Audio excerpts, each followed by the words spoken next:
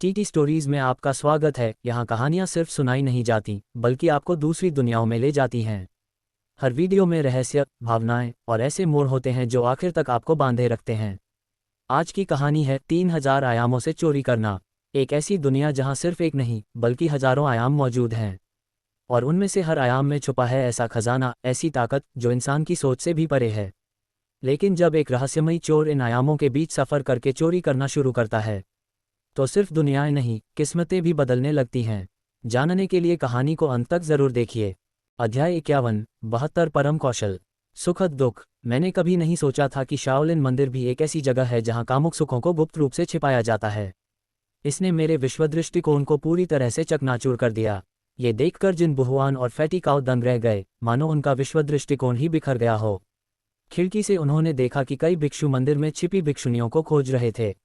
ये बेहद आपत्तिजनक है। हालांकि वे दोनों उत्साही और जिज्ञासु युवक थे, इसलिए वे किसी की नज़र में आए बिना चुपके से आंगन में घुस गए। मुझे तुम्हारी बहुत याद आती है टिल्डा। आमतौर पर सरल दिखने वाली नन ने अपना रवैया पूरी तरह बदल लिया और आकर्षक और मनमोहक बन गई। हालांकि कुछ देर तक छुपकर बातें सुनने के बाद उन दोनों को पता चला कि ये भिक्षुनियां असल में बेघर लड़कियां थीं जिन्हें शाओलिन मंदिर ने आश्रय दिया हुआ था। भिक्षु तो भिक्षु ही होते हैं, लेकिन उनकी भी शारीरिक ज़रूरतें होती हैं। ये सभी लड़कियां आकर्षक थीं, इसलिए कई भिक्षु अक्सर उनसे मिलने आते थे। समय बीतने के साथ उन्हें नियंत्रित करना मुश्किल हो गया।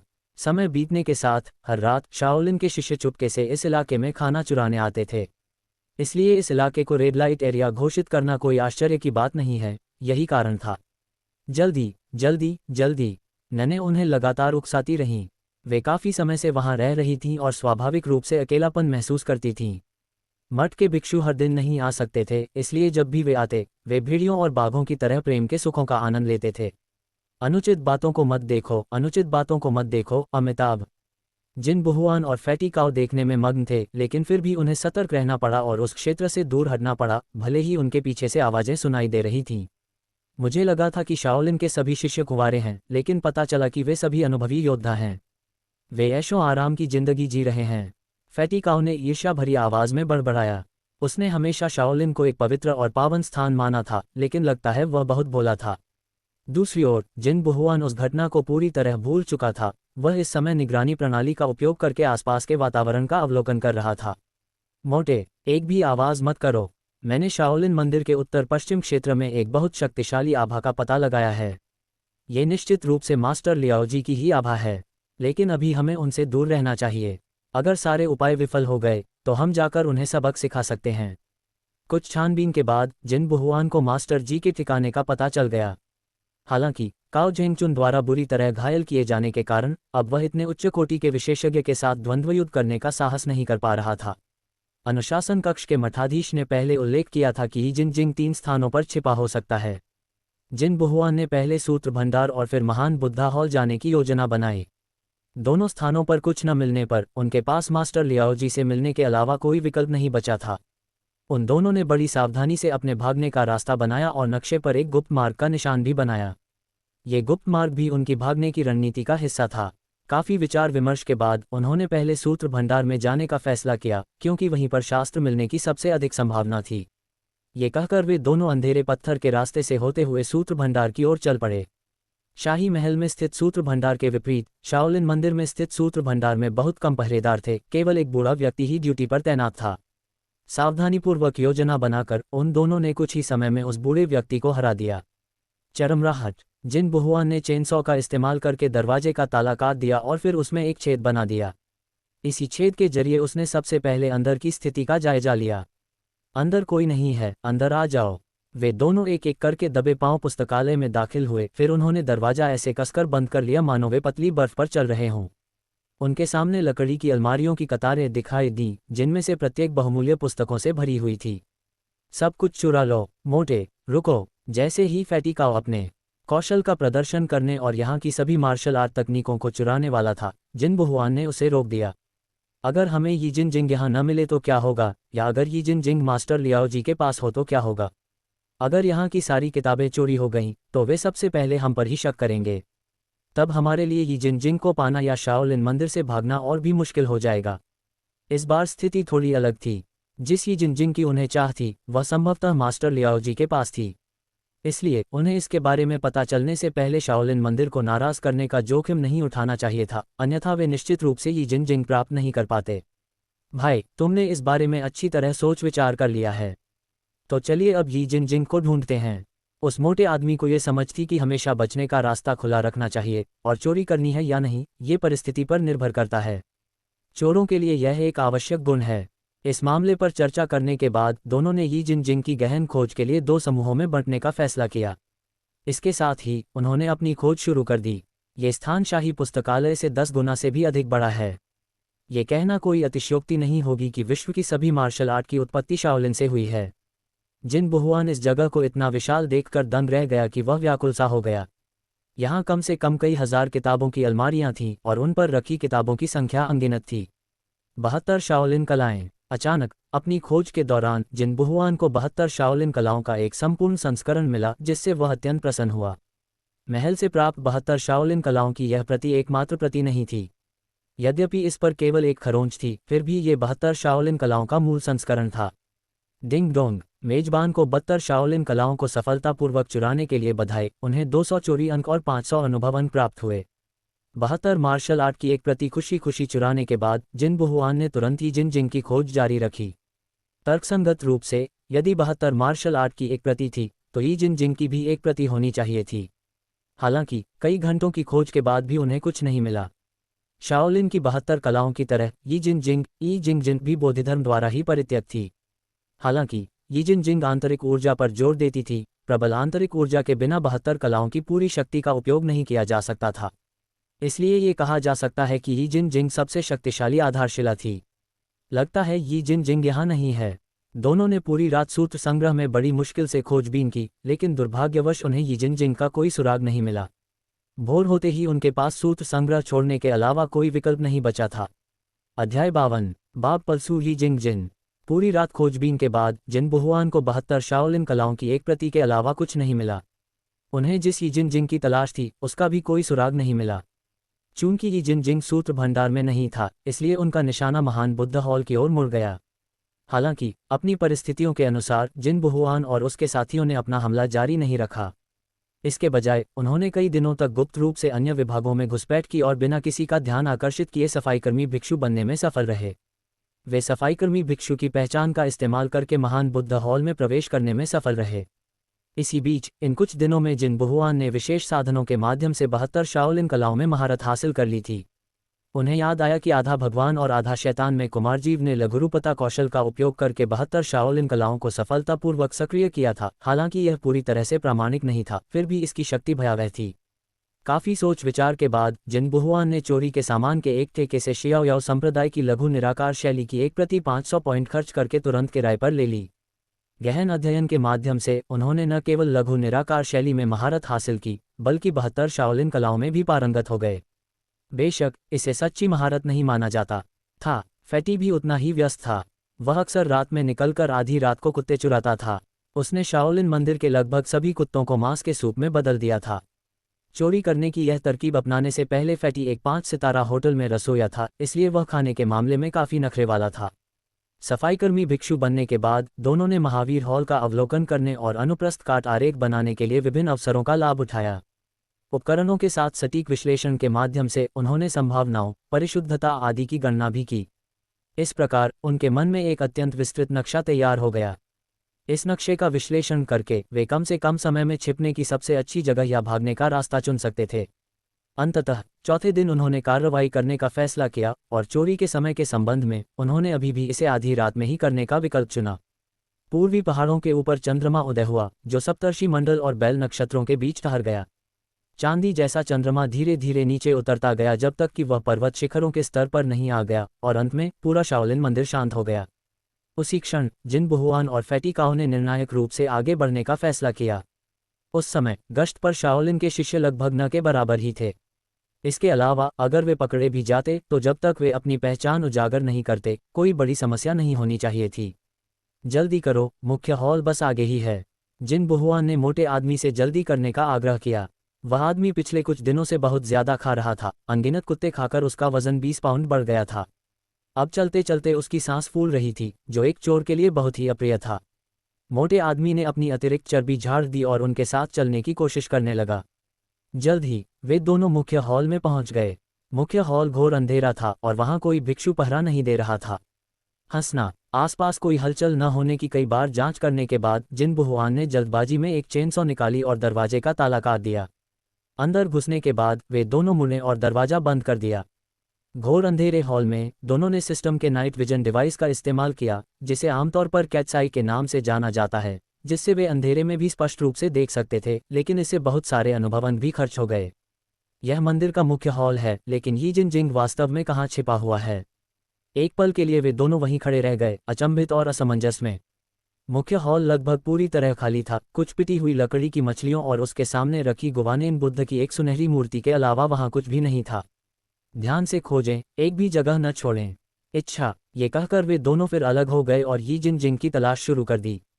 जिन बुहुआन सबसे पहले दीवार से सटी हुई सलाखों वाली दरवाजों की एक कतार के पास पहुंचा, लेकिन जब उसने एक दरवाजा खोला तो उसे वहां कुछ भी नहीं मिला सिवाय कुछ पवित्र ताबीजों के। ये स्थान आरक्षित कर दिया गया है। मार्शल आर्ट उपन्यासों की आम कहानी के अनुसार ऐसे गुप्त नियमावली आमतौर पर गद्दे के अंदर छिपी होती हैं।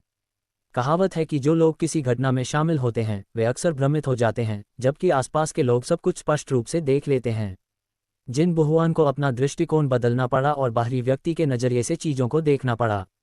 हर चोर की सोच ऐसी नहीं होती, इसलिए जिन बुहुआन ने स्वर्ण सर्प तलवार निकाली और फ्यूटन पर वार किया। फिर उसने ध्यान से तलाशा, लेकिन दुर्भाग्य से यी जिन जिंग भी वहां नहीं थी। अरे मोटे, कम से कम एक बार तो दिमाग का इस्तेमाल करो। यी जिन जिंग एक बदबूदार जूते के अंदर कैसे छिपी हो सकती है? जिन बुहुआन ने इधर उधर देखा तो पाया कि मोटा आदमी एक एक करके हर जूता को ध्यान से देख रहा था और वह तुरंत चुप हो गई। मोटे आदमी ने अपना सिर खुजाया और शर्माते हुए मुस्कुराया। ये सही है, जिन बुहुआन की खोजी क्षमता काओपांगजी से कहीं अधिक उत्कृष्ट थी। उन्होंने हर छोटी से छोटी बात पर ध्यान दिया, यहाँ तक कि लकड़ी की मछली को उठाकर उसकी जांच भी की, लेकिन दुर्भाग्यवश उन्हें फिर भी कुछ नहीं मिला। भाई, मुझे लगता है कि हमने आज रात अपना समय बर्बाद कर दिया है। यी जिन जिंग शायद मास्टर लियाओ जी के हाथों में है। कुछ ही देर की खोजबीन के बाद मोटा आदमी थक गया। हालांकि मुख्य हॉल की कड़ियों की पूरी तरह से जांच सहित गहन तलाशी के बावजूद उन्हें कुछ भी नहीं मिला। जिन बुहुआन अपनी जिज्ञासा को रोक नहीं सका, क्या सच में यी जिन जिंग मास्टर लियाओ जी के हाथों में थी? मुख्य हॉल के अंदर उन्होंने हर तरफ तलाशी ली, लेकिन उन्हें कुछ नहीं मिला, एक पंख तक नहीं। यी जिन जिंग तो दूर की बात है। हालांकि अचानक जिन बुहुआन की निगाहें तेज हो गईं और उनकी नज़र अपने सामने रखी सोने की परत चढ़ी मूर्ति पर पड़ी। मोटे, क्या तुम्हें लगता है कि यी जिन जिंग सोने की बुद्ध प्रतिमा के अंदर छिपा हो सकता है? जिन बुहुआन को अचानक याद आया कि यह मार्शल आर्ट उपन्यासों में भी एक आम विषय है। सामान्य तौर पर इस स्वर्ण बुद्ध प्रतिमा में खजाना होने की पूरी संभावना थी। ये कहकर दोनों ने सिर हिलाया और तुरंत स्वर्ण बुद्ध प्रतिमा के पास गए। उन्होंने इसे दाएं से बाएं तक देखा, लेकिन फिर भी उन्हें कुछ खास नहीं मिला। दिल की धड़कन, यहाँ कुछ अजीब है। सुनहरी बुद्ध प्रतिमा के पीछे जिन बुहुआन ने कमल के चबूतरे पर धीरे से थपथपाया और कुछ गड़बड़ महसूस की। खोखली सी आवाज का पीछा करते हुए उन्होंने महसूस किया कि इसके भीतर एक अलग स्थान अवश्य होगा। मोटे आदमी ने भौहें चढ़ाईं, मानो उसे कुछ समझ आ गया हो। उसने अपना उल्कापिंड हथौड़ा उठाया और जोर से नीचे पटका, जिससे सुनहरे बुद्ध के पीछे कमल के चबूतरे में एक छेद हो गया। जरूर कुछ गड़बड़ है। मोमबत्ती लिए दोनों व्यक्ति पीछे से कमल के आकार के चबूतरे में प्रवेश कर गए। मंद रोशनी में उनके सामने बने चबूतरे पर एक धर्मग्रंथ स्पष्ट रूप से दिखाई दे रहा था। यी जिन जिंग, दोनों ने एक साथ आश्चर्य से कहा। उनके दिमाग में एक ही विचार कौंध गया, यी जिन जिंग। फैटिकाओ, अधीर और छिपे हुए हथियारों की परवाह किए बिना एक हाथ से ही शास्त्र छीन लिया। जल्दी करो, इसे खोलकर देखो। उस मोटे आदमी ने धीरे से धर्मग्रंथ खोला, लेकिन जो उसने आगे देखा उससे वे चौंक गए। धर्मग्रंथ वास्तव में यी जिंग जिन मांसपेशी कंडरा रूपांतरण की पुस्तक के बारे में लिखा गया था, लेकिन अंदर के पन्ने पूरी तरह से खाली थे। क्या ये नकली यी जिन जिंग हो सकती है?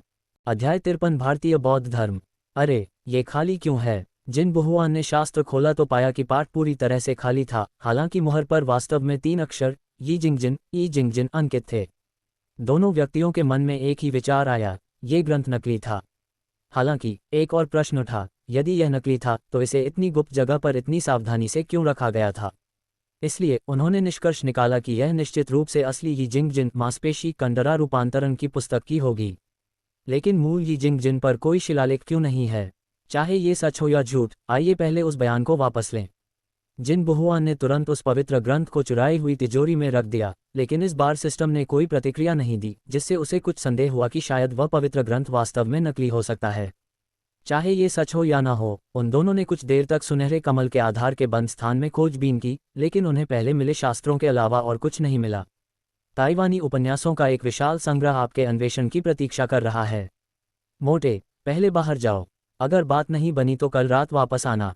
वे कई घंटों से चोरी कर रहे थे और अब और देर नहीं कर सकते थे। चोरों के लिए, अगर उन्हें कुछ घंटों में सफलता नहीं मिलती तो उन्हें हार माननी पड़ती है। बेशक, हमेशा एक मौका तो रहता ही है। मोटे आदमी ने सिर हिलाया और फिर वे दोनों सोने की बुद्ध प्रतिमा के पीछे से कूदकर बाहर आ गए। हालांकि उसी क्षण उन्हें हॉल के बाहर से एक हल्की सी आवाज सुनाई दी।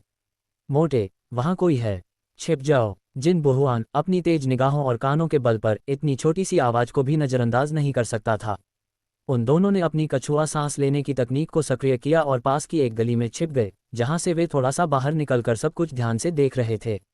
चरमराहट। जब वे दोनों छिपे हुए थे तभी मुख्य हॉल के पीतल के दरवाजे से एक आवाज आई और फिर काले वस्त्र पहने एक व्यक्ति चुपचाप मुख्य हॉल में दाखिल हुआ।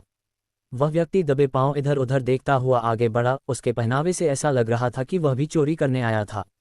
प्रसिद्ध, शानदार फुटवर्क कौशल। काली परछाई पलक झपकते ही सुनहरी बुद्ध प्रतिमा की ओर बढ़ गई। उसकी गति इतनी अविश्वसनीय थी कि जिन बहुआन मन ही मन उसकी प्रशंसा करने लगा। हालांकि जल्द ही उसका चेहरा सिकुड़ गया। ये व्यक्ति सीधे बुद्ध प्रतिमा की ओर बढ़ रहा था। क्या उसे पता था कि इसके पीछे कुछ छिपा है? जैसा कि उम्मीद थी, जिन बहुआन का अनुमान सही निकला। काली आकृति चुपचाप सुनहरे बुद्ध के पीछे से गुजरी और कमल के आसन में प्रवेश कर गई। दुर्भाग्य से जिन बहुआन पहले ही इस स्थान पर आ चुका था और यहाँ रखे धर्मग्रंथ बहुत पहले ही हटा दिए गए थे। धिक्कार है, लगता है मैं बहुत देर हो गई। ये जिन को किसने चुराया होगा? काले वस्त्र पहने वह व्यक्ति बेहद क्रोधित दिख रहा था। उसकी जानलेवा मंशा भी छिपी नहीं रह पा रही थी। हालांकि कुछ पल के लिए अपने गुस्से को दबाने के बाद वह हॉल से तेजी से बाहर निकला और बिना कोई निशान छोड़े गायब हो गया। कुछ देर इंतजार करने के बाद जब उनके आसपास कोई हलचल नहीं रही तो आखिरकार जिन बहुआन और फैटी काओ प्रवेश कक्ष से बाहर आ गए। उसकी फुर्ती की क्षमता बहुत ही अनोखी है। वह किसी मार्शल आर्टिस्ट जैसा नहीं दिखता। जिन बहुआन गायब होते हुए उस आकृति को देखता रहा और मन ही मन कुछ बुदबुदाया। इतना कहकर वह और मोटा आदमी मुख्य हॉल से निकलकर तेजी से उस जगह से भाग निकले और नौकरों वाले आंगन में लौट आए। जब वे दोनों लकड़ियों के शेड में लौटे तब भी अंधेरा था। उन्होंने दरवाजे और खिड़कियां बंद कर दी और पवित्र पुस्तक निकाली। ये जिन ये सचमुच ही जिन मांसपेशी कंडरा रूपांतरण की पुस्तक थी, तो फिर इस पर कुछ भी लिखा क्यों नहीं था? उन दोनों ने किताब के पन्ने कई बार पलटे, लेकिन सचमुच उस पर कुछ भी लिखा नहीं था। ये बहुत अजीब था। भाई, क्या आपको लगता है कि ऐसा संभव है कि फॉन्ट अचानक गायब हो गया हो? शास्त्र को हाथ में लिए मोटे आदमी ने एक साहसिक अनुमान लगाया। ये वाक्य जिन बहुआन के लिए किसी रहस्योद्घाटन के समान था। उसे याद आया कि एक प्रकार की स्याही होती है जिसे अदृश्य स्याही कहते हैं, जो लिखने के लिए उपयोग किए जाने पर नंगी आंखों से दिखाई नहीं देती। इसे दृश्यमान बनाने के लिए एक विशेष विधि की आवश्यकता होती है। दोनों ने तुरंत धर्मग्रंथ के पन्नों को मोमबत्ती की रोशनी में उठाकर उनकी जांच की, लेकिन फिर भी वे कुछ भी पढ़ नहीं पाए। क्या हमें पानी का इस्तेमाल करने की जरूरत है? बातचीत करते करते उन दोनों ने पवित्र ग्रंथ को दोबारा पानी में डुबोया, लेकिन हैरानी की बात यह थी कि कोई शब्द नहीं निकले। क्या ये सचमुच नकली ग्रंथ था? हालांकि जब वे दोनों हार मानने ही वाले थे तभी एक चमत्कारिक दृश्य प्रकट हुआ। आधे घंटे के भीतर पानी में भीगे हुए ग्रंथ से कई अजीबोगरीब आकृतियां प्रकट हुईं। देखो, यहाँ लिखावट है। गीले पन्नों से धीरे धीरे विचित्र अक्षर उभरने लगे। जिन बहुआन ने उसे आग के सामने रखकर गर्म किया और अक्षर तुरंत उभरने लगे। कुछ देर बाद जब ग्रंथ पूरी तरह सूख गया तो अक्षर उस पर स्पष्ट रूप से दिखाई देने लगे। ये किस तरह की लिखावट है? दोनों ने इसका ध्यानपूर्वक अध्ययन करने का इरादा किया था, लेकिन पवित्र ग्रंथ में लिखी लिपि को देखकर वे दंग रह गए। लिपि मेढक के बच्चे की लिखावट जैसी थी, विचित्र और असामान्य, किसी भी सामान्य लेखन प्रणाली से बिल्कुल अलग। सिस्टम, कृपया जांच करें कि इस श्लोक को लिखने के लिए किस लिपि का उपयोग किया गया है। आवाज़। सिस्टम के इंफ्रारेड स्कैनर ने पांडुलिपि को आगे पीछे स्कैन किया और जल्द ही परिणाम सामने आया। सिस्टम से मिली जानकारी के अनुसार ये वास्तव में भारत का एक संस्कृत ग्रंथ था। सिस्टम, मेरे लिए इसका अनुवाद करो। आवाज़। ये सिस्टम अपने स्तर के कारण सीमित है और इस प्रकार के टेक्स्ट को पहचान नहीं सकता। दुर्भाग्यवश सिस्टम पाठ का अनुवाद करने में असमर्थ रहा। हालांकि वे इस बात की पुष्टि करने में सक्षम थे कि यह वास्तव में ही जिन मांसपेशी कंडरा रूपांतरण की पुस्तक थी। इसके अलावा जिनहुआन के अनुमान के आधार पर यह भारत से प्रसारित यी जिंग जिंग का सबसे प्रामाणिक संस्करण होना चाहिए। ऐसा कहा जाता है कि बोधिधर्म भारत से अनेक असाधारण पुस्तकें लेकर लौटे थे, जिनमें यी जिंग जिंग का संस्कृत अनुवाद भी शामिल था। संभवतः यही वह पुस्तक है जिसकी चर्चा हो रही है। इसलिए एक अर्थ में ये लिपि भी यी जिंग जिंग है, लेकिन सिस्टम अभी तक इन अक्षरों को पहचान नहीं सकता है। तो इसका मतलब है कि मुझे अभी भी शाओलिन मंदिर से यी जिंग जिंग की किताब ढूंढनी होगी। मोटे आदमी ने अपना सिर नीचे झुका लिया, वह कुछ उदास दिख रहा था। उसने कभी नहीं सोचा था कि उसकी सारी मेहनत संस्कृत की यी जिंग जिंग, एक प्रकार की चीनी अभ्यास पुस्तिका की चोरी में परिणत होगी, और सिस्टम इस प्रकार के पाठ रूपांतरण का समर्थन भी नहीं करता था। यह यात्रा पूरी तरह व्यर्थ गई। पहले थोड़ा आराम कर लेते हैं। हमारा अगला निशाना शिक्षक जी होने चाहिए। शायद यी जिंग जिंग उनके अंदर ही हो। हालांकि उन्हें यी जिंग जिंग जिंग को हासिल करना ही था, अन्यथा वे सिस्टम का कार्य पूरा नहीं कर पाते। इसके अलावा उन्हें इसे चुराना पड़ता, वे इसे कानूनी तौर पर उधार नहीं ले सकते थे। बिना ज्यादा सोचे समझे वे दोनों गहरी नींद में सो गए। एक और रात कितनी जल्दी बीत गई। दिल की धड़कन। अगले दिन भोर होते ही एक तेज घंटी बजी, जिससे जिनहुआन और उसके दोस्त जाग गए। उन्होंने लकड़ी का फाटक खोला और देखा कि छात्रों की एक बड़ी भीड़ आंगन से बाहर निकल रही है। मोटे, उठो, लगता है शाओलिन मंदिर में कुछ हुआ है। जिनहुआन ने तुरंत फैटी काओ को जगाया, जो अनिच्छुक लग रहा था लेकिन फिर भी उठ गया। दोनों बाहर गए और तुरंत एक गंजे भिक्षु को पकड़ लिया, फिर उससे पूछा, वरिष्ठ भाइयों, क्या मैं आपसे पूछ सकता हूं कि आप इतनी जल्दी में क्यों हैं? क्या मंदिर में कोई महत्वपूर्ण घटना घटित हो रही है? क्या आपको इस महत्वपूर्ण मामले के बारे में जानकारी नहीं है? पश्चिमी क्षेत्रों और भारत से गरुड़ हमारे मंदिर में दर्शन करने आए हैं और कह रहे हैं कि वे यी जिंग जिंग से प्रार्थना करना चाहते हैं। अध्याय 54 गरुड़। दिल की धड़कन। जैसे ही सुबह हुई, शाओलिन मंदिर में अचानक घंटी बजी और अनगिनत शिष्य पीछे के पहाड़ पर स्थित बोधिधर्म बुद्ध की दीवार की ओर दौड़ पड़े। इधर उधर पूछताछ करने पर जिनहुआन को पता चला कि पश्चिमी क्षेत्रों और भारत से बौद्धों का एक समूह कथित तौर पर पश्चिमी क्षेत्रों से यी जिंग जिंग को वापस लेने के लिए आया था। एक मिनट रुकिए, क्या पश्चिमी क्षेत्रों की संस्कृत पुस्तक यी जिंग जिंग इस समय उनके हाथों में नहीं है? इसी सोच के साथ जिनहुआन और फैटी काओ भी समूह में शामिल हो गए और पीछे के पहाड़ की ओर चल पड़े। बोधिधर्म बुद्ध दीवार वह स्थान है जहां बोधिधर्म ने दीवार की ओर मुख करके ध्यान किया था। ठीक इसके सामने पर्वत की चोटी पर बुद्ध की एक विशाल पत्थर की प्रतिमा खड़ी है। पर्वत के भीतर निर्मित सैकड़ों फीट ऊंची यह प्रतिमा वास्तव में एक अद्भुत दृश्य प्रस्तुत करती है।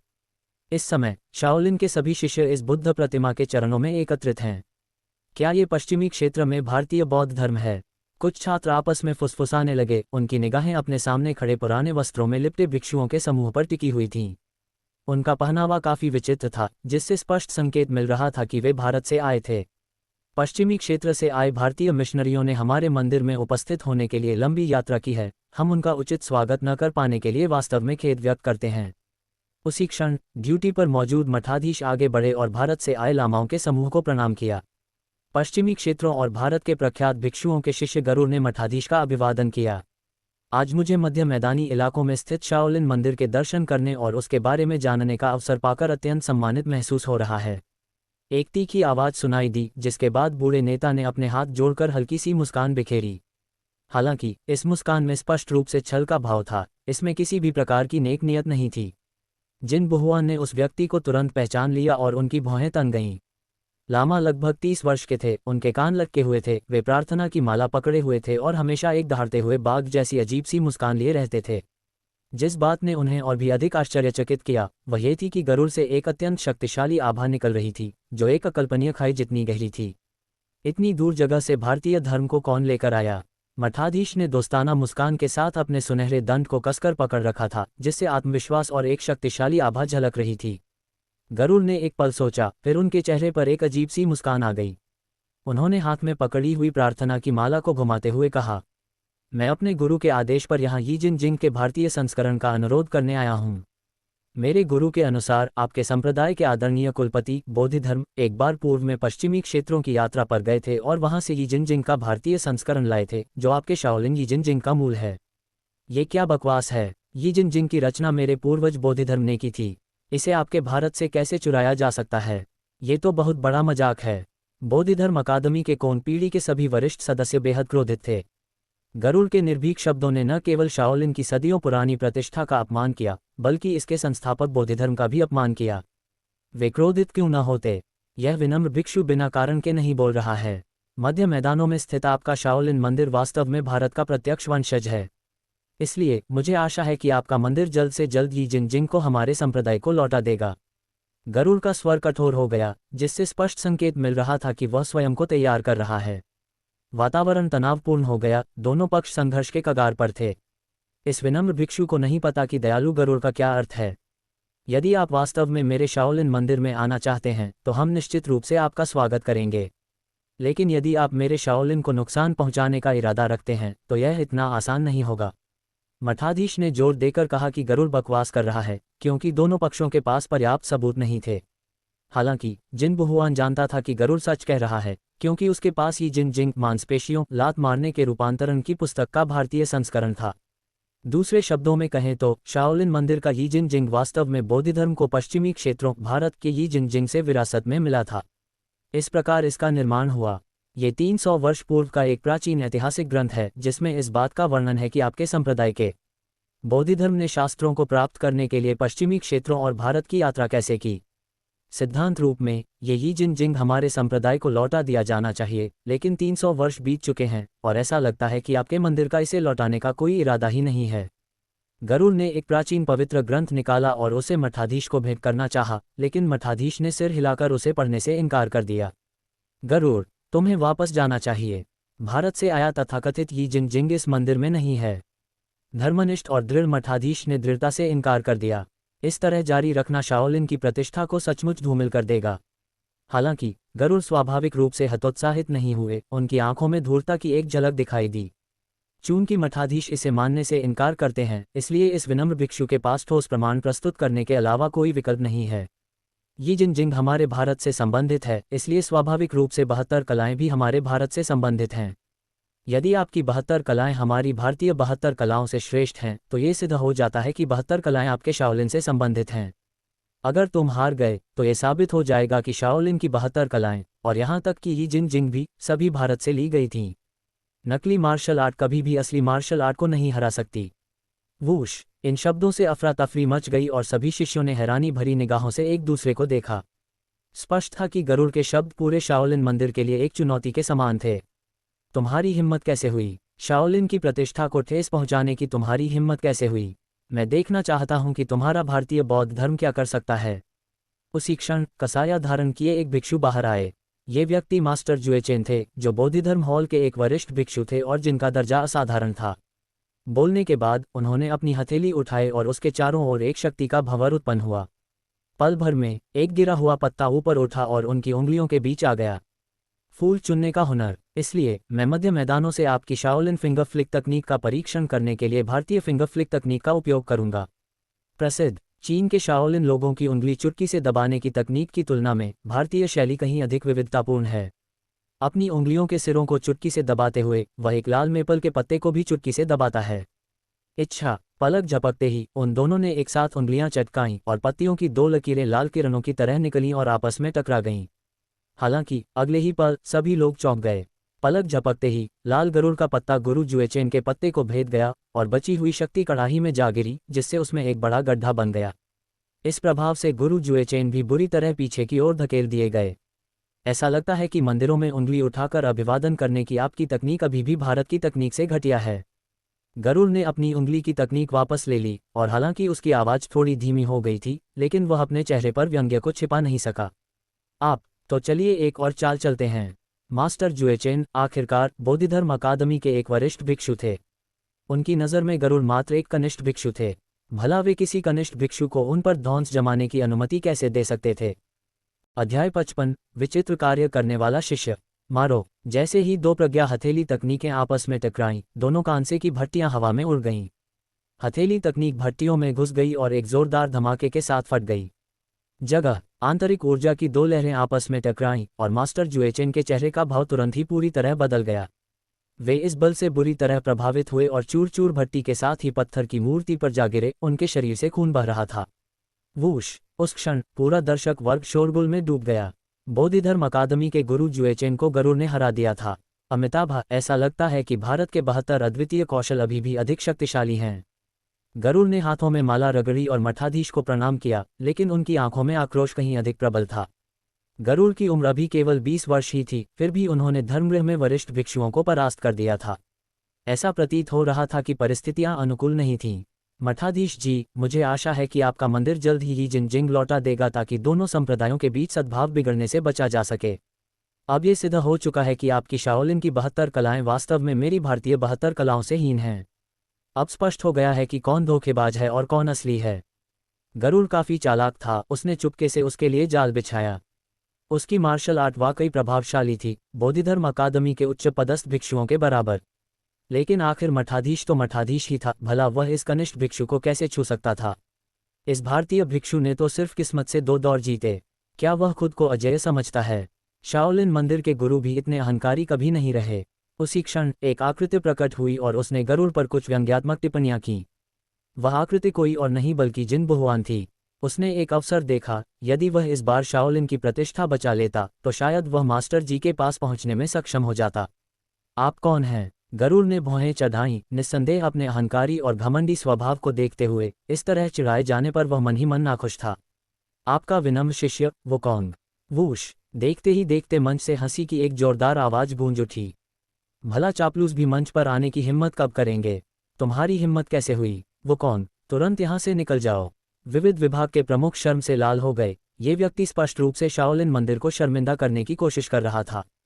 यहाँ तक कि मास्टर जुएचेन भी गरुड़ से पराजित हो गए थे। ये साधारण शिष्य खुद को शर्मिंदा करने के अलावा और क्या कर सकता था? जिन बहुआन बिल्कुल भी चिंतित नहीं थे, मानो वे अकेले ही यह सब कर सकते हों। उन्होंने अमिताभ का जाप किया और फिर, आज मैं आपको सबसे प्रामाणिक 72 कलाएं दिखाना चाहता हूँ। जगह नीचे खड़े शिष्य इतनी जोर से हंसे कि उनका दम घुटने लगा।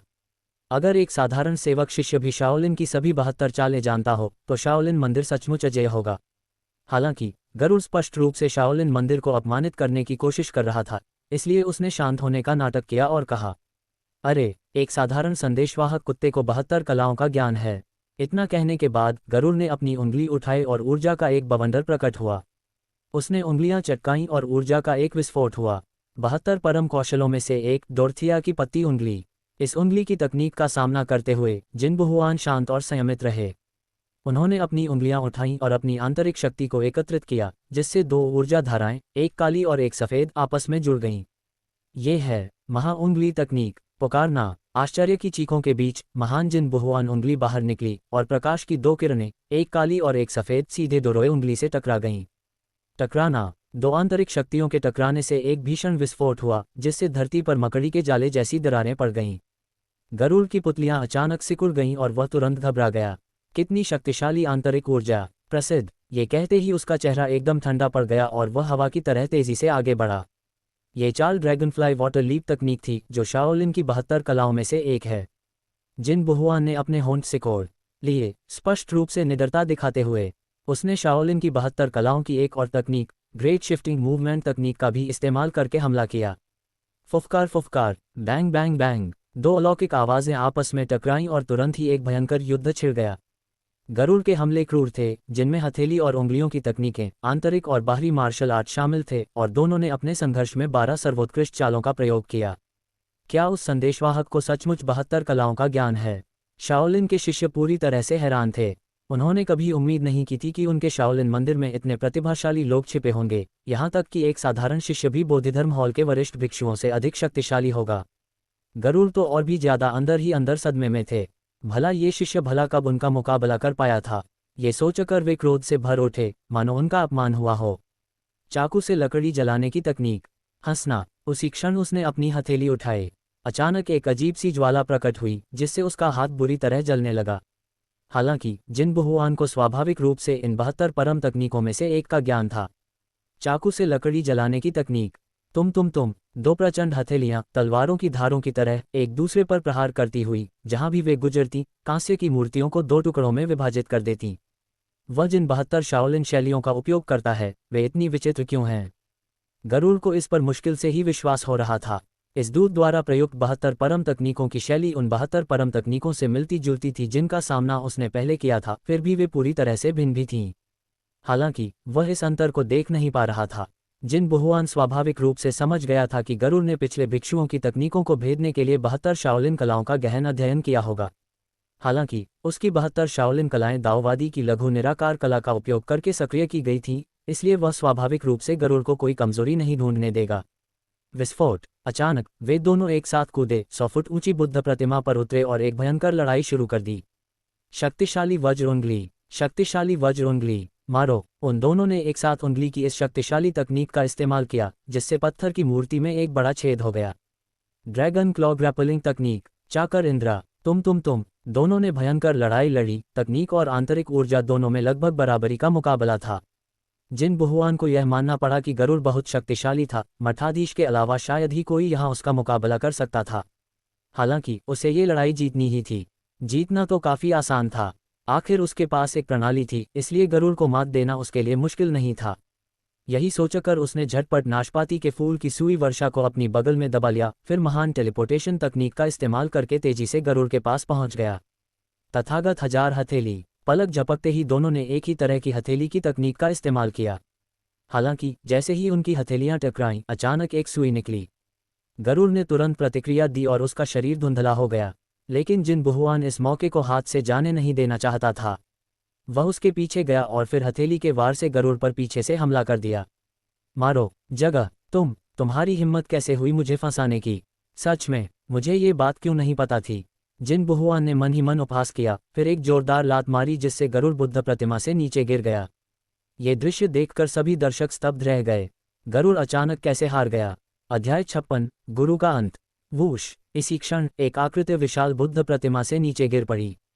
जिन बहुआन ने गरुड़ के शरीर पर पैर रखते हुए एक भयावह मुस्कान बिखेरी। तुम्हारे पास दैवीय क्षमताएं हैं, मेरे पास एक प्रणाली है। हालांकि उनकी ताकत लगभग बराबर थी। जिन बहुआन ने गुप्त रूप से नाशपाती फूल सुई वर्षा का उपयोग करके अचानक हमला किया और इसी तरह वह गरुड़ को हराने में कामयाब रहा। टकराना। गरुड़ ने पत्थर की शिला पर जोरदार प्रहार किया, मरे हुए कुत्ते की तरह लात घूंसे मारे और मुंह के कोने से खून बहने लगा। इस अवस्था में उसकी कभी शक्तिशाली रही उपस्थिति के सारे निशान मिट चुके थे। आप। जगह। गरुड़ बहुत ऊंचाई से गिर गया, जिससे उसकी सारी हड्डियां टूट गईं और उसके आंतरिक अंग नष्ट हो गए। हालांकि उसकी मृत्यु नहीं हुई, लेकिन अब वह बोलने में असमर्थ था। तुम जैसे विधर्मी लोग मेरी शाओलिन मार्शल आर्ट की आलोचना करने की हिम्मत कैसे करते हो?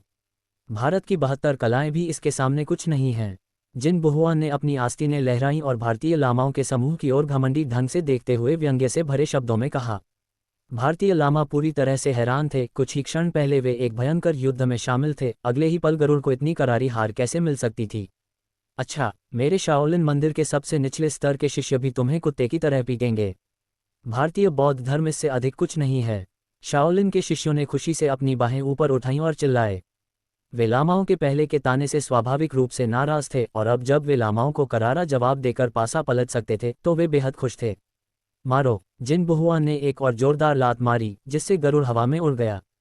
पहले से ही बुरी तरह घायल गरुड़ इस आघात को सहन नहीं कर सका और बिना चीखे ही गिर पड़ा। आपका गुट कुछ ज्यादा ही आगे बढ़ गया है ना?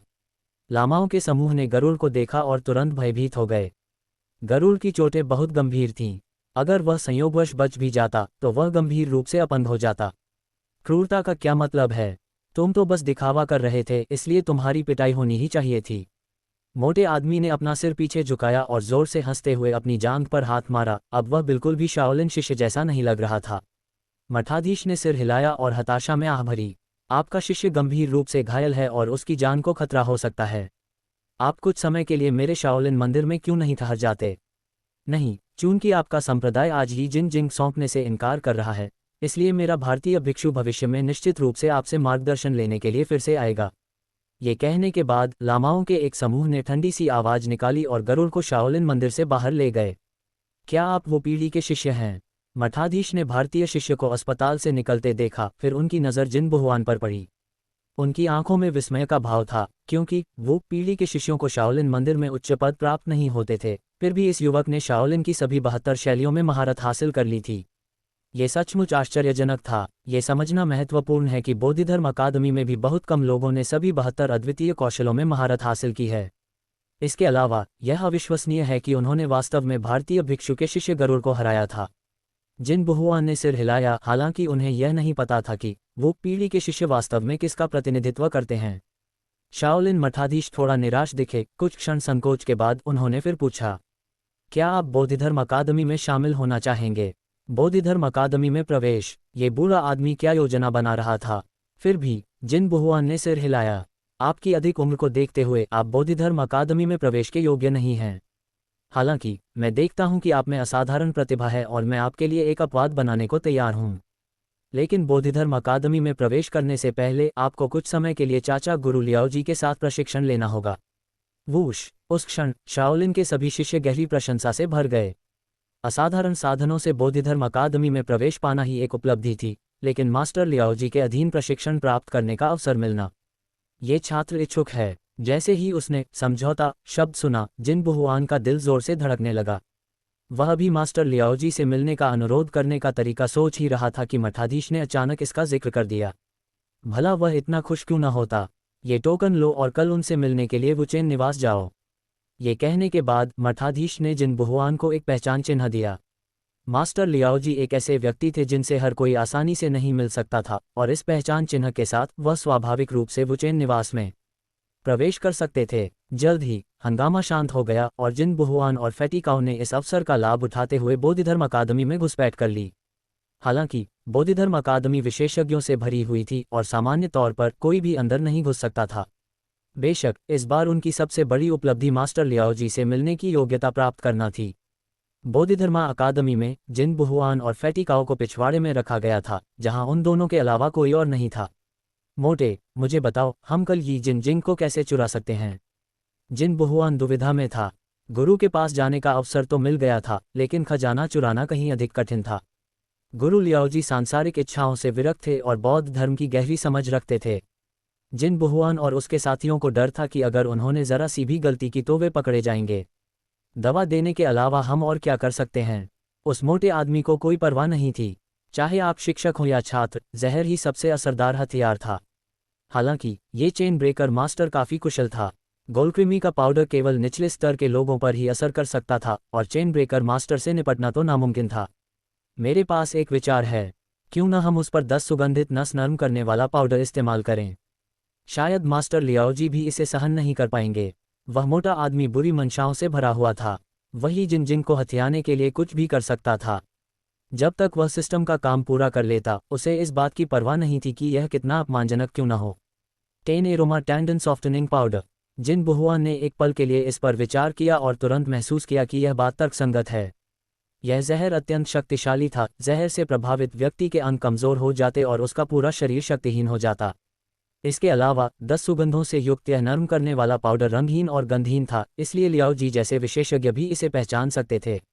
ये कहने के बाद उन दोनों ने तुरंत चोरी के सामान के ठेले से 10 अरोमा टैंडन सॉफ्टनिंग पाउडर खरीद लिया।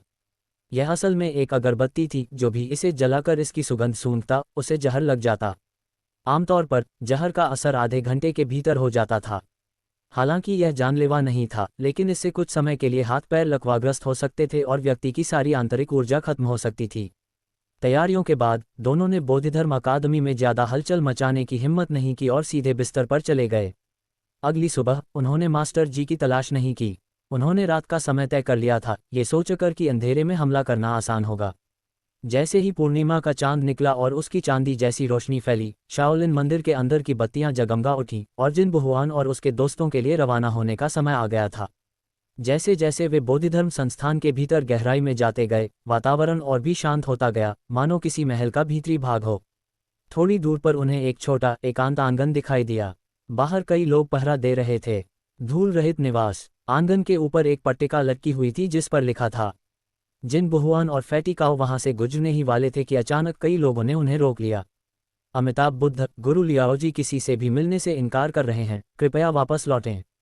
गुरुजी, यह मठाधीश की ओर से उपहार का एक प्रतीक है, जिन्होंने हम दोनों को आकर गुरुजी को सम्मान देने का आदेश दिया था। जिन बहुआन ने टोकन निकाला। इसे देखकर समूह थोड़ा आश्चर्यचकित हुआ, फिर उन्होंने दोनों को वुचेन निवास में आमंत्रित किया। अध्याय 57। सफलता। मठाधीश द्वारा दिए गए पहचान चिन्हों को धारण किए हुए जिन बहुआन और फेटिकाओं ने सहजता से वुचेन निवास में प्रवेश किया। हालांकि आसपास का क्षेत्र धुंधला और शांत था, जिससे पूरे प्रांगण में तनावपूर्ण वातावरण बन गया था। वह बूढ़ा आदमी वाकई जीवन का आनंद लेना जानता है, उसके मानदंड काफी ऊंचे हैं। वे दोनों आंगन में टहल रहे थे और बीच बीच में रुककर चारों ओर देख रहे थे। वहां कृत्रिम पहाड़ियां और बहता पानी था, दीवारों के कोनों पर लाल बोगनविलिया के फूल लिपटे हुए थे और कई कांसे की भट्टियां धुएं के गुबार उगल रही थीं, जिससे वह जगह सुंदर और भव्य दिख रही थी। नक्शे से आभा क्यों गायब हो गई? क्या ऐसा हो सकता है कि मास्टर लियाओजी प्रांगण में नहीं है? अचानक जिनबुहुआन ने भौहें से कुड़ी, उसे लगा कि कुछ गड़बड़ है। उसने पहले नक्शे पर इस क्षेत्र से एक शक्तिशाली आभा निकलती हुई देखी थी, लेकिन अब वह गायब हो गई थी, जो वाकई अजीब था। आना, मोटा आदमी आगे बढ़ा और चिल्लाया।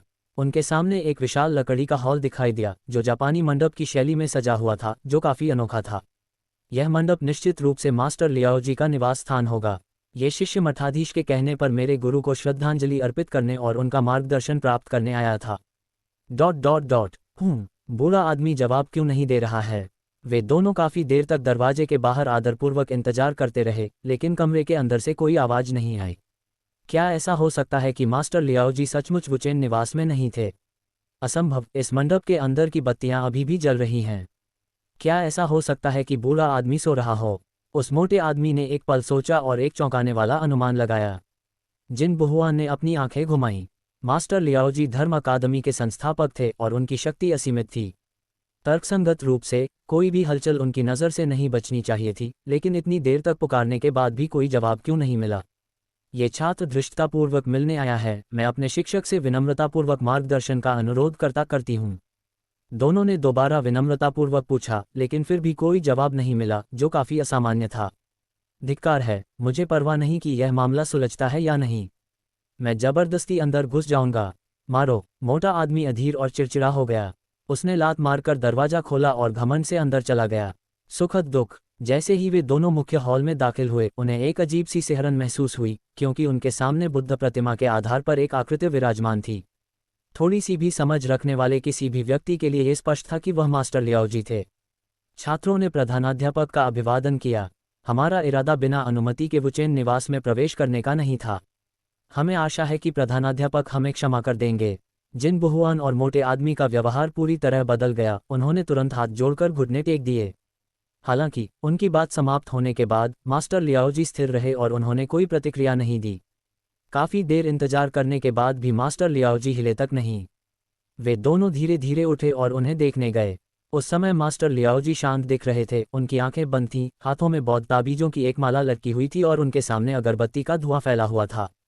हालांकि वे बर्फ के टुकड़े की तरह लग रहे थे। वे सांस नहीं ले रहे थे। मृत। जिनबुहुआन ने धीरे से अपनी उंगली से छूकर देखा तो पाया कि मास्टर लियाओजी की सांसें रुक चुकी थीं और उनका चेहरा बेहद पीला पड़ गया था। दूसरे शब्दों में, उनका देहांत हो चुका था। हे भगवान, दादाजी की मृत्यु ऐसे ही हो गई। दोनों एक दूसरे को देखने लगे, समझ नहीं पा रहे थे कि क्या करें। उनकी हालत देखकर लग रहा था कि मास्टर लियाओजी की मृत्यु कई घंटे पहले हो चुकी होगी। उनकी मृत्यु शांतिपूर्वक हुई, उनके चेहरे पर शांति का भाव था। क्या करें? जिनबुहुआन और फैटी काओ घबरा गए। क्या पता शाओलिन मंदिर उन्हें मास्टर लियाओजी की मौत के लिए जिम्मेदार ठहरा दे। इस कर्ज को चुकाना नामुमकिन हो सकता है। घबराओ मत, क्या ये यी जिन को चुराने का सही मौका नहीं है? जिनबुहुआन ने पुनर्विचार किया। मास्टर लियाओजी का जाना शायद उनके लिए बुरा ना हो। अगर वह बूढ़ा आदमी अभी भी जीवित होता तो यी जिन को चुराना कहीं अधिक कठिन होता। कौन परवाह करता है, हम यी जिन चुराकर भाग जाएंगे। वैसे भी वे हमें पहचान नहीं पाएंगे। मोटे आदमी ने मुस्कुराते हुए इस आकलन से सहमति जताई और थोड़ा खुश भी हुआ। आखिरकार मास्टर जी का उनसे कोई लेना देना नहीं था, उनकी मृत्यु कोई बड़ी बात नहीं थी। पहले धर्मग्रंथों को खोजो। दोनों ने एक दूसरे की ओर देखा और सिर हिलाया। फिर उन्हें बाहर हल्की सी हलचल महसूस हुई और वे अलग हो गए। कमरा बड़ा नहीं था, इसलिए उन्होंने जल्दी से मुख्य हॉल में तलाशी ली। हालांकि जिस यी जिन को वे ढूंढ रहे थे वह कहीं नहीं मिली। क्या ऐसा हो सकता है कि यी जिन अब मास्टर लियाओजी के साथ नहीं हैं? रुको, शायद धर्मग्रंथ लियाओजी में हों। ये कहने के बाद जिनबुहुआन ने अपने वस्त्र में हाथ डाला, उसकी पुतलियां फैल गईं और उसने जल्दी से एक सुनहरा ग्रंथ निकाला। यी जिन। जब उस मोटे आदमी ने धर्मग्रंथ के आवरण पर खुदे हुए 3 सुनहरे अक्षरों को देखा तो वह इतना खुश हुआ कि कुछ ज्यादा ही उत्साहित हो गया। उसने धर्मग्रंथ उठाया, उसे खोला और पाया कि वह अब खाली किताब नहीं, बल्कि असली यी जिन थी। डिंग डोंग, बधाई हो गुरुजी, आपने यी जिन को चुराने का कार्य सफलतापूर्वक पूरा कर लिया है। आपने प्राप्त कर लिया है। मोटा आदमी बहुत खुश हुआ। इतना कठिन काम इतनी आसानी से पूरा हो गया। ऐसा लग रहा है जैसे आसमान से केकड़े के केक गिर रहे हों। दोनों व्यक्तियों को तुरंत अपनी गलती का एहसास हुआ और वे मन ही मन खुद को भाग्यशाली समझने लगे। वे जानते थे कि मास्टर लियाओजी इतने सतर्क थे कि उन्होंने शास्त्रों को अपने शरीर पर छिपा रखा था। यदि वे पारंपरिक तरीकों से यी जिंग को चुराने की कोशिश करते तो उनकी सफलता की संभावना लगभग शून्य होती। सौभाग्य से मास्टर लियाओजी का देहांत हो चुका था, जिससे उन्हें बहुमूल्य शास्त्रों को चुराने का अवसर मिल गया। अगला कदम क्या होगा? यी जिंग चुराने के बाद उन्हें बस चले जाना चाहिए था, लेकिन मास्टर लियाओजी का पहले ही देहांत हो चुका था, इसलिए अगर वे बस चले जाते तो क्या इससे शाओलिन मंदिर को शक नहीं होता? चलो यहाँ से चलते हैं। विचार करने के बाद दोनों ने निर्णय लिया कि भाग जाना ही सबसे अच्छा उपाय है, क्योंकि शाओलिन मंदिर में प्रवेश करने का उनका उद्देश्य बुरे कर्म करना था। इसलिए वे कमरे से निकलकर प्रांगण में चले गए। शहर की दीवार के उत्तर पूर्वी हिस्से में जाओ, वहाँ एक कुत्ते का बिल है। आपस में चर्चा करने के बाद दोनों ने मुख्य द्वार से बाहर न निकलने का फैसला किया, बल्कि कुत्ते के बिल से रेंगकर बाहर निकलने का निर्णय लिया। कुछ ही क्षणों बाद वे दोनों कुत्ते के बिल से होकर शाओलिन मंदिर से बाहर निकल गए। उन्होंने अपने भिक्षु वस्त्र उतारे, आम नागरिक के कपड़े पहने और भाग गए। हालांकि चूंकि वे दोनों ड्रैगन कीपर के निवास और शाही परिवार की स्थिति से पूरी तरह अनजान थे, इसलिए उनके पास भेष बदलकर फिलहाल पास के एक खेत में रहने के अलावा कोई विकल्प नहीं था। पिछले कुछ दिनों से शांति थी और पीछा करने वालों ने इस इलाके को नहीं खोजा था। हालांकि जिन बहुआन को पूरा यकीन था कि पीछा करने वाले देर सवेर जरूर पहुंचेंगे। इस बार उन्होंने हद से ज्यादा परेशानी खड़ी कर दी थी। शाही परिवार और ड्रैगन गार्ड पैलेस को नाराज कर दिया था। विशेषकर झूगे शेनहो के लिए त्यानशियांग डोको की चोरी का मतलब था कि उनके सुक्सिन को पुनर्जीवित नहीं किया जा सकता था, जो निश्चित रूप से उनके लिए एक बहुत बड़ा झटका था। जिन बहुआन और फैटी काओ भी चुप नहीं बैठे। वे लगातार मार्शल आर्ट का अभ्यास करते रहे और अपनी आंतरिक ऊर्जा को निखारकर अपनी ताकत बढ़ाते रहे। शायद इसी तरह वे पीछा करने वालों से सुरक्षित बच सकते थे। अध्याय 58 जीवन और मृत्यु का ताबीज। लुओयांग के बाहरी इलाकों में छोटे छोटे फार्म हाउस बिखरे हुए हैं। यह क्षेत्र शाओलिन मंदिर से कुछ मील की दूरी पर है, जिससे यह अपेक्षाकृत सुरक्षित क्षेत्र बन जाता है। कुछ दिनों तक आराम करने और स्वास्थ्य लाभ करने के बाद जिन बहुआन और फैटी काओ ने जांच की और पता लगाया कि मास्टर लियाओजी की मृत्यु की अफवाहें वास्तव में फैल चुकी थीं। हालांकि शाओलिन मंदिर ने इस खबर को सार्वजनिक नहीं किया था, क्योंकि इससे मार्शल आर्ट की दुनिया में हलचल मच जाती। ऐसा प्रतीत होता था कि किसी को भी इस बड़ी घटना के बारे में उन पर संदेह नहीं था। आखिरकार मास्टर लियाओजी की साधना के स्तर को देखते हुए उन दोनों के लिए उन्हें नुकसान पहुंचाना लगभग असंभव था। संक्षेप में इस मामले को नज़रअंदाज कर दिया गया, किसी ने इसका जिक्र दोबारा नहीं किया और यहाँ तक कि इससे जुड़ी अफवाहों को भी पूरी तरह दबा दिया गया। हालांकि जिन बहुआ ऐसा नहीं मानते थे। उन्होंने यी जिंग को चुरा लिया और यहाँ तक कि उसका भारतीय संस्करण भी ले आए। शाओलिन मंदिर को इसकी जानकारी न होना असंभव था। शायद उन्हें भारतीय बौद्ध धर्म पर पहले से ही संदेह था, लेकिन सावधानी बरतना अभी भी आवश्यक था और दोनों ने फैसला किया कि जब तक अत्यंत आवश्यक न हो, उन्हें शाओलिन मंदिर जाने से बचना चाहिए।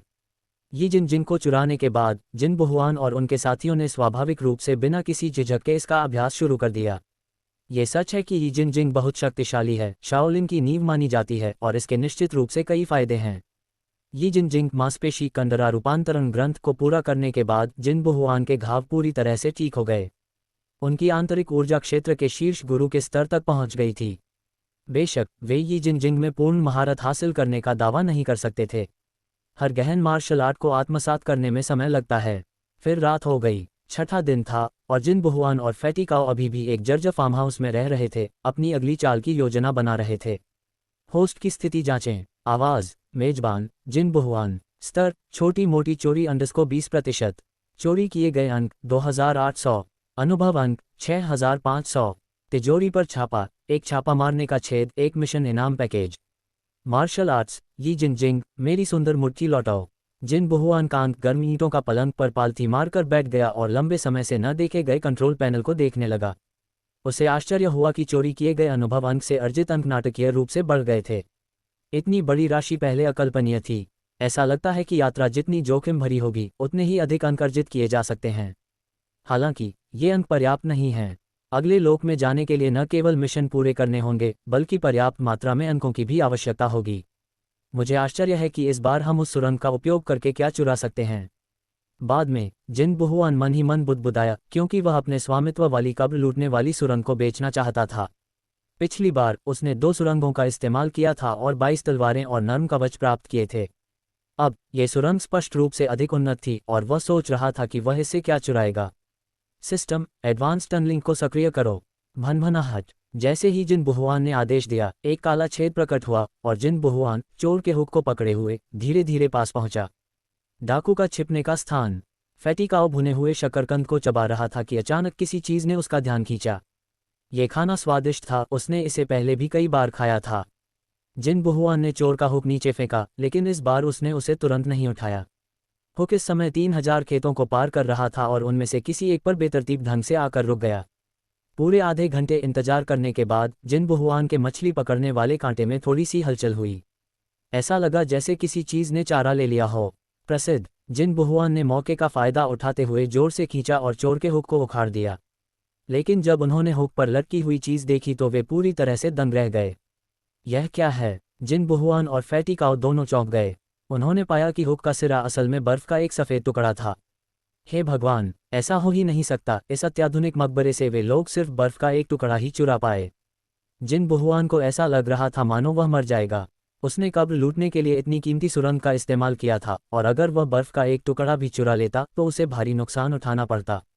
हालांकि बर्फ बेहद ठंडी थी और आसपास की लपटों से जलने के बावजूद उसमें पिघलने के कोई संकेत नहीं दिख रहे थे, इसलिए उसे जिज्ञासा हुई। ये बर्फ का एक अद्भुत टुकड़ा होना चाहिए। ये सोचने के बाद जिन बहुआन ने जल्दी से बर्फ का टुकड़ा हटा दिया। हालांकि जैसे ही उसका हाथ बर्फ के टुकड़े को छुआ, वह उसकी हथेली में पिघलकर गायब हो गया।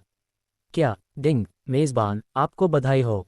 आपने चोरों की गुफा का सफलतापूर्वक उपयोग करके जीवन और मृत्यु का ताबीज नामक गुप्त हथियार प्राप्त कर लिया है।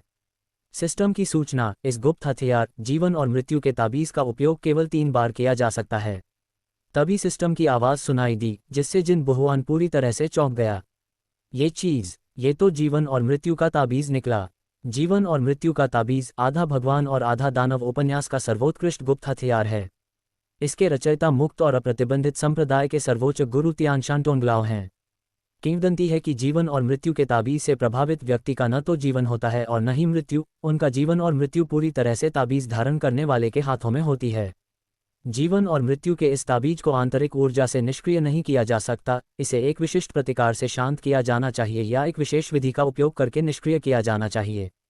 इतना खराब भी नहीं। जब जिन बहुआन को पता चला कि मकबरे से प्राप्त बर्फ का टुकड़ा वास्तव में जीवन मृत्यु का ताबीज है, तो वह संतुष्ट हो गया, भले ही उसे वह नहीं मिला जो वह चाहता था। अचानक हमले में इस्तेमाल किए जाने पर यह ताबीज अत्यंत घातक था, नाशपाती के फूलों की सुइयों की वर्षा से कहीं अधिक शक्तिशाली। जिन बहुआन ने ध्यानपूर्वक महसूस किया कि जीवन और मृत्यु का ताबीज अब उसकी हथेली में समाहित हो गया है। मात्र एक विचार से वह हिमताबीज को सक्रिय कर सकता था और एक गुप्त हथियार से अचानक हमला कर सकता था। आवाज़। जब वह सोच विचार कर रहा था, तभी अचानक सिस्टम की आवाज़ उसके दिमाग में गूंज उठी। यही आवाज़ फैटी काओ के दिमाग में भी गूंजी। नया सिस्टम कार्य। उसी क्षण उनके कंट्रोल पैनल पर 5 पंक्तियां दिखाई दीं। जिन बहुआन और फैटी काओ ने मानो बिना कहे ही कार्य अवलोकन खोल लिया। फिर उनके सामने एक और पंक्ति दिखाई दी।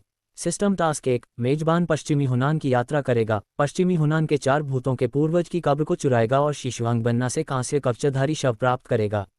दूसरी प्रणाली का कार्य, दूसरे आयाम के उन चोरों का सफाया करना जो कांस्य कवचधारी शव को चुराने के लिए भी आ रहे हैं। फुफकार। दूसरा मिशन देखने के बाद जिन बहुआन और फैटी काओ दंग रह गए। इस बार तो मिशन में सचमुच दूसरे आयाम से आए चोरों को मारना शामिल था।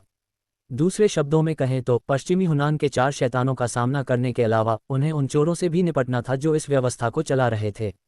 इन 2 चोरों के समूहों में से केवल एक ही जीवित बच सकता था। इस क्षण जिन बहुआन और फैटी काओ के चेहरे पर गंभीरता छा गई।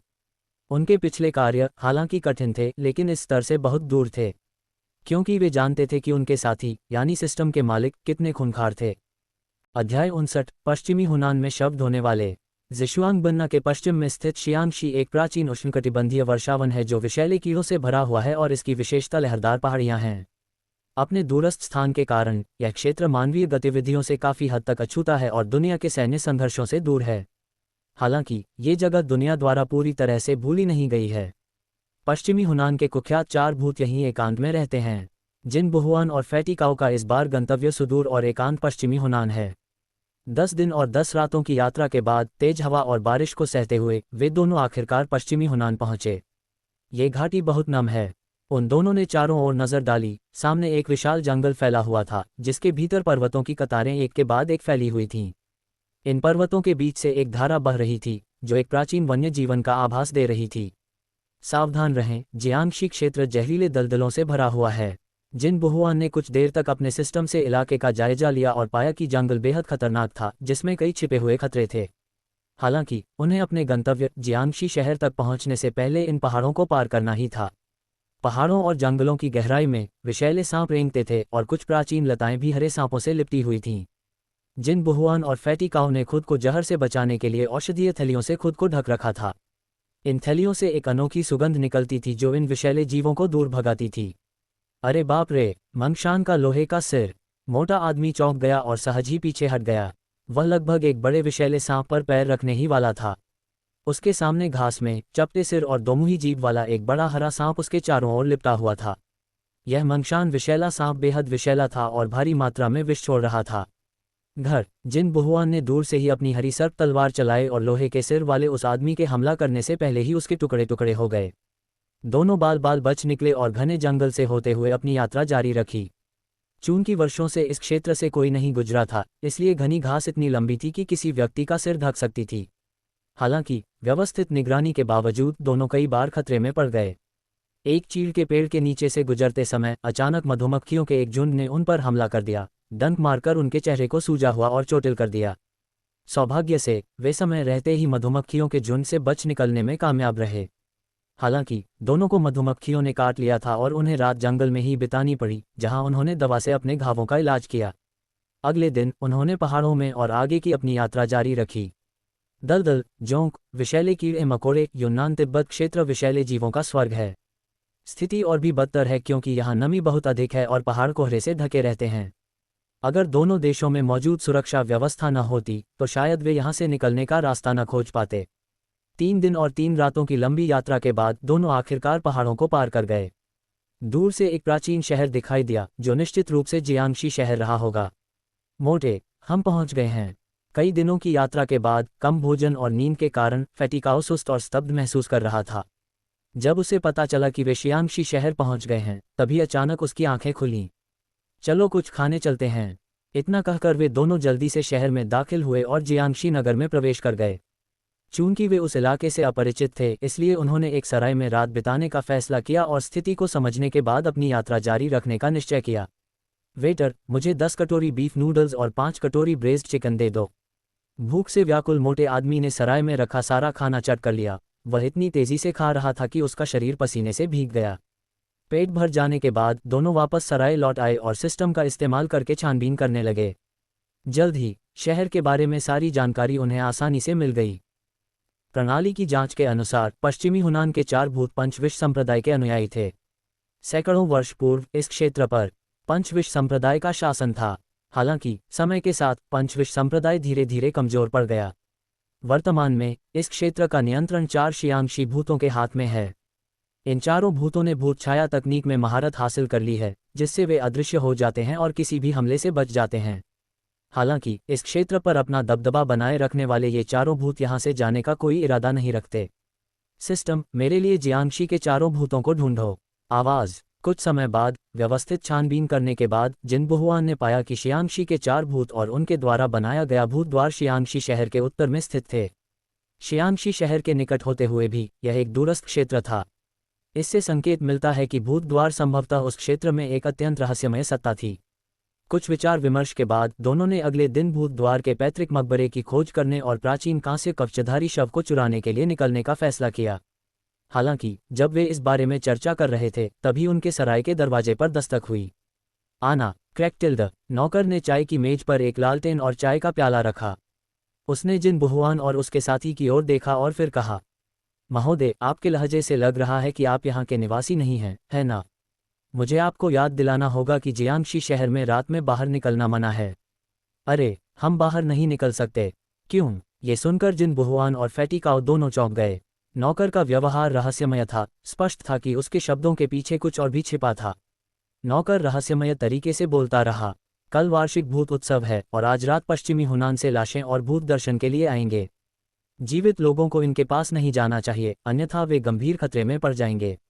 ये सुनकर वेटर ने फिर से आह भरी और आगे बोला, दुर्भाग्यवश ये भूत उत्सव शुभ दिन नहीं है। भूत छाया दिव्य कौशल को विकसित करने के लिए शियांगशी के 4 भूत चंद्र कैलेंडर के यिन घंटे के पहले चौथाई भाग के दौरान युवा लड़कों और लड़कियों को शव बनाने के लिए प्रेरित करेंगे और फिर शवों की ऊर्जा प्राप्त करेंगे। लड़के और लड़कियां जिन बहुआन और फैटी काओ ने एक दूसरे को देखा और फिर तुरंत चौंक गए। वेटर ने उन्हें चुप रहने का इशारा किया और घबराकर इधर उधर देखने लगा। जी हाँ, ये भूत राजा यिन काल में जन्मे लड़कों और लड़कियों का खून पीता है और यिन पंचांग के अनुसार फिर भूत राजा के शवों की ऊर्जा का उपयोग अपनी क्षमताओं को बढ़ाने के लिए करता है। हाय, कितनी बड़ी त्रासदी है। मुझे आश्चर्य है कि इस साल अगला शिकार कौन सा परिवार होगा। नौकर की कहानी सुनकर वे दोनों तुरंत गुस्से से भर गए। ये चारों शियांगशी भूत वाकई बुरे थे। दिव्य भूत कौशल में महारत हासिल करने के लिए वे हत्या करने और खून बहाने को तैयार थे। सचमुच अमानवीय। संक्षेप में कहें तो भूतों का राजा आज रात इन ऊर्जा को अवशोषित करने के लिए बाहर आएगा। आपको बाहर नहीं निकलना चाहिए, अन्यथा आपका जीवन खतरे में पड़ जाएगा। इतना कहकर नौकर ने कुछ और निर्देश दिए, फिर सिर हिलाकर कमरे से बाहर जाने लगा। हालांकि जिन बहुआन और फैटी काओ की आंखें चमक उठीं, वे उस भूत राजा से मिलने जाना चाहते थे। मोटे, हम आज रात ही निकल रहे हैं, लेकिन मेरे पास उन प्राचीन लाशों से निपटने का एक तरीका है। बोलते बोलते जिन बहुआन ने कुछ अजीब से औजार निकाले। ये वही औजार थे जो उसने पहले कब्र लुटेरों से हासिल किए थे। इनमें से कुछ औजार कब्रों में दबे प्राचीन शवों से निपटने के लिए थे और ऐसा लग रहा था कि आज ये आखिरकार काम आएंगे। तैयारियों के बाद दोनों कई घंटों तक इंतजार करते रहे और आखिरकार आधी रात को वहां पहुंचे। उसी क्षण दरवाजे के बाहर एक ठंडी हवा चलने लगी। अध्याय 60 लाल लाशों का राजा। आधी रात बीत चुकी थी और खिड़की के बाहर ठंडी हवा चल रही थी। जिन बहुआन और फैटी काओ ने कमरे की बत्तियां बंद कर दीं और चुपचाप खिड़की में एक छेद खोल दिया। शियांगशी शहर की सड़कें सुनसान थीं, मानो किसी खामोश भूतिया शहर जैसी लग रही हो, और वहां एक रहस्यमय माहौल छाया हुआ था। तेज हवा चल रही थी जो सराय को ढकने वाले सफ़ेद कपड़े को हिला रही थी, मानो आत्माओं को बुला रही हो, जिससे एक अजीब सा रहस्यमय वातावरण बन गया था। धड़ाम खनखना, धड़ाम खनखना। अचानक कहीं से आती हुई प्रतीत होती घंटियों और ढोलों की आवाज़ ने रहस्यमय वातावरण को और बढ़ा दिया। आवाज़ आती जाती रही और नज़दीक से देखने पर अचानक गायब हो गई। उसी क्षण गली में हवा तेज हो गई। भूत सैनिक प्रवेश की अनुमति देते हैं, जीवित प्राणियों को पास आने की मनाही है। जैसे ही वे दोनों अचानक चौंक गए, एक और आवाज़ सुनाई दी जिससे उनकी रीढ़ की हड्डी में सिहरन दौड़ गई। दूर से एक आकृति धीरे धीरे पास आ रही थी, जिसके बाएं हाथ में एक धुंधली लालटेन थी और दाहिने हाथ में तांबे की घंटी थी, जिससे कागज़ के भूतिया टुकड़े बिखर रहे थे। काय तेज हवा जोर से चल रही थी और लालटेनें हवा में झूल रही थीं, उनकी रोशनी तेजी से टिमटिमा रही थी। इस बीच घंटियां रुक रुक कर बज रही थीं, उनकी आवाज़ डरावनी और बेचैन कर देने वाली थी। कागज़ के टुकड़े ज़मीन पर बिखरे हुए थे, हवा में लहरा रहे थे। ज़ॉम्बी नहीं, भूत भी होते हैं। दाववादी पुजारी के पीछे अनगिनत ज़ॉम्बी और भूत उमड़ पड़े, जिन्हें देखकर दोनों आदमी अवाक रह गए। इन ज़ॉम्बी के चेहरे नीले थे और नुकीले दांत बाहर निकले हुए थे। उन्होंने काले जालीदार कपड़े की टोपी और राजसी वस्त्र पहन रखे थे और वे बेहद खूंखार दिख रहे थे। दाववादी पुजारी ने अपने हाथ में घंटी हिलाई और ज़ॉम्बी उसके हिलने के साथ साथ चलने लगे। उन दोनों ने अंदाज़ा लगाया कि कम से कम 2000 ज़ॉम्बी होंगे। ये ज़ॉम्बी ज़रूर भूत द्वार द्वारा ही पैदा किए गए होंगे। जिन बहुआन की नज़रें चारों ओर घूमी और उसने मोटे आदमी को आवाज़ दी, मोटे, अब हमारी बारी है। हालांकि मोटा आदमी हट्टा कट्टा था, फिर भी वह उस घिनौने जीव का सामना करने से थोड़ा डरा हुआ था। ये जीव सचमुच बहुत भयानक था। जिन बहुआन ने सरकारी वस्त्रों के 2 सेट निकाले, जो बिल्कुल वैसे ही थे जैसे उस ज़ॉम्बी ने पहने थे। बाद में हम ज़ॉम्बी का वेश धारण करेंगे और फिर कछुआ श्वास तकनीक का प्रयोग करेंगे। इससे हम ज़ॉम्बी के झुंड में घुल मिल सकेंगे। क्या हमें ज़ॉम्बी की भीड़ में घुल मिल जाना होगा? भाई, ये तो बिल्कुल अनावश्यक है। मोटा आदमी थोड़ा पीछे हट गया। उसे भूतों के अलावा किसी चीज़ से डर नहीं लगता था। भूत को देखते ही उसके पैर कांपने लगते थे। लेकिन चाहे वह कितना भी अनिच्छुक क्यों न हो, जिन बहुआन उसे खींच कर ले गई। कपड़े बदलने के बाद वे दोनों चुपचाप नीचे चले गए। भूतल पर उतरने के बाद दोनों एक कोने में छिप गए और ज़ॉम्बीज़ के आने का इंतज़ार करने लगे। जैसे ही ज़ॉम्बीज़ उस इलाके से गुजरे, दोनों उछलकर खड़े हो गए और झुंड के पीछे दौड़ने लगे। ये बूढ़ा आदमी कहाँ जा रहा है? फैटी काओ का वज़न ज़्यादा था, वह थोड़ी देर उछल कूद करने के बाद ही लगभग थक चुका था। जिन बहुआन ने आगे देखा, वह एक घना पहाड़ी जंगल लग रहा था। उसने एक पल सोचा और फिर कहा, अगर मैं गलत नहीं हूं तो वे भूत राजा को आमंत्रित करने गए होंगे। शियांगशी के 4 भूत दैवीय कला का अभ्यास करते थे, जिसके लिए भूत राजा की भूत ऊर्जा को अवशोषित करना आवश्यक था। हालांकि इन ज़ॉम्बीज़ में भूत राजा का कोई निशान नहीं दिख रहा था। ऐसा प्रतीत होता था कि शियांगशी के 4 भूतों ने भूत राजा को आमंत्रित करने के लिए उस बूढ़े ताओवादी पुजारी को भेजा था। भूत राजा कहाँ है, यह इस बात पर निर्भर करता था कि ताओवादी पुजारी कहाँ गया है। पफ पफ पफ, धत तेरे की मोटे, तुमने फिर से पाद दिया। उछलते कूदते हुए उस मोटे आदमी ने सचमुच पाद दिया, जिससे आसपास के ज़ॉम्बी बेकाबू होकर हंसने लगे। सौभाग्य से पाद का केवल आधा हिस्सा ही बाहर निकला, बाकी आधा वापस अंदर चला गया। इन ज़ॉम्बीज़ के चेहरे झुर्रीदार थे, नुकीले दांत बाहर निकले हुए थे और उनसे एक काली आभा निकल रही थी। जिन बुहुआन और फैटी काओ उनके बीच इस तरह घुल मिल गए थे कि उन्हें पहचानना मुश्किल हो गया था। उन्होंने अपनी उपस्थिति छुपा ली थी, यहाँ तक कि अगर दाओवादी पुजारी सीधे उनकी ओर देखते भी तो शायद वे उन्हें पहचान नहीं पाते। ज़ॉम्बी सेना का पीछा करते हुए कूदते भागते वे अनिश्चित समय तक चलते रहे, जब तक कि वे एक घने जंगल में नहीं पहुंच गए। यहाँ यिन ऊर्जा और भी प्रबल महसूस हुई। कुछ देर बाद दाओवादी पुजारी अंततः आगे एक केले के बाग में रुक गए। डिंग डिंग डिंग, उसने अपने हाथ में घंटी हिलाई और उसके पीछे खड़े बूढ़े शव रुक गए। दोनों आदमियों ने उधर देखा तो पाया कि दाओवादी पुजारी ने केले के पेड़ पर एक लालटेन लगाई हुई थी और वह अपने सामने खुले मैदान में कुछ खोज रहा था। मिलो, ताओवादी पुजारी खुशी से चिल्लाया। फिर उसने कुछ सूखी टहनियों और पत्तियों को हटाया, जिससे एक गोलाकार कुआं दिखाई दिया। अब फैटी और जिन बुहुआन दोनों असमंजस में पड़ गए, आखिर यह बूढ़ा आदमी क्या कर रहा था। वृद्ध ताओवादी पुजारी ने शास्त्रों से कुछ शब्द पढ़े, फिर गोल कुएं के चारों ओर पोमेलो के पत्तों से जल छिड़का। इसके बाद उन्होंने पूर्व, पश्चिम, दक्षिण और उत्तर चारों दिशाओं में एक एक करके तांबे के 4 सिक्के रखे। पुकारना। वृद्ध ताओवादी पुजारी एक आकृति बनाते हुए प्रतीत हो रहे थे। उन्होंने काले रंग की स्याही से गोलाकार कुएं के चारों ओर घेरा बनाया, एक मोमबत्ती जलाई और फिर उसके सामने चिपे चिपे चावल बिखेर दिए।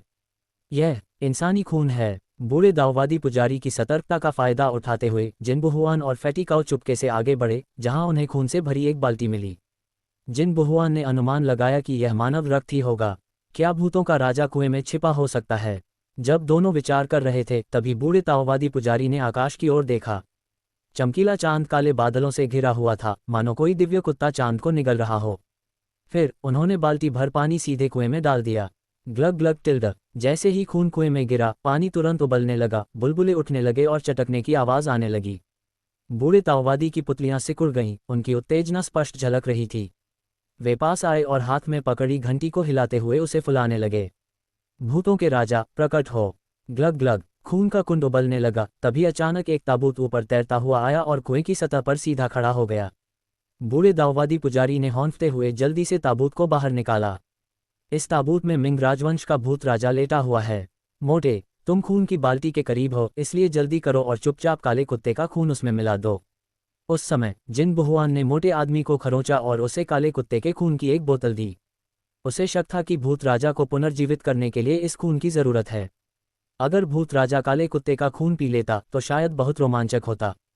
हालांकि मोटा आदमी अनिच्छुक प्रतीत हो रहा था, फिर भी उसने बूढ़े ताओवादी पुजारी की लापरवाही का फायदा उठाया और चुपके से अंदर घुसकर उसमें एक बर्तन भरकर काले कुत्ते का खून मिला दिया।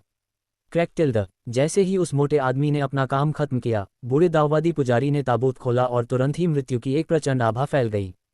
करीब से देखने पर पता चला कि वह एक शव राजा था, जिसका पूरा शरीर गहरे लाल रंग का था। ये शव राजा कोई साधारण प्राणी नहीं है, वह मूल रूप से शाही महल में प्रथम श्रेणी का रईस था। उसकी मृत्यु के बाद उसे 4 जियांगशी भूतों द्वारा यहाँ अगवा कर लिया गया और स्वर्ग और पृथ्वी की यिन ऊर्जा का उपयोग करके उसे लाल सर्प शव राजा के रूप में पाला पोसा गया। वाह, क्या अद्भुत लाल लाश है। बूढ़े ताओवादी ने अपनी दाढ़ी सहलाते हुए प्रशंसा की। इस लाल शव में मृत्यु की प्रबल आभा है, जो दर्शाती है कि इसे बहुत अच्छी तरह संरक्षित किया गया है। यदि इसका उपयोग दुष्ट मार्शल आर्ट का अभ्यास करने के लिए किया जाए तो निश्चित रूप से आधे प्रयास में दुगुना परिणाम प्राप्त होगा। ये सोचकर बूढ़े ताओवादी पुजारी ने खून से भरी एक बाल्टी उठाई। उसने सोचा कि अगर वह इसे ज़ॉम्बी के शरीर पर डालेगा तो शायद वह जाग जाएगा।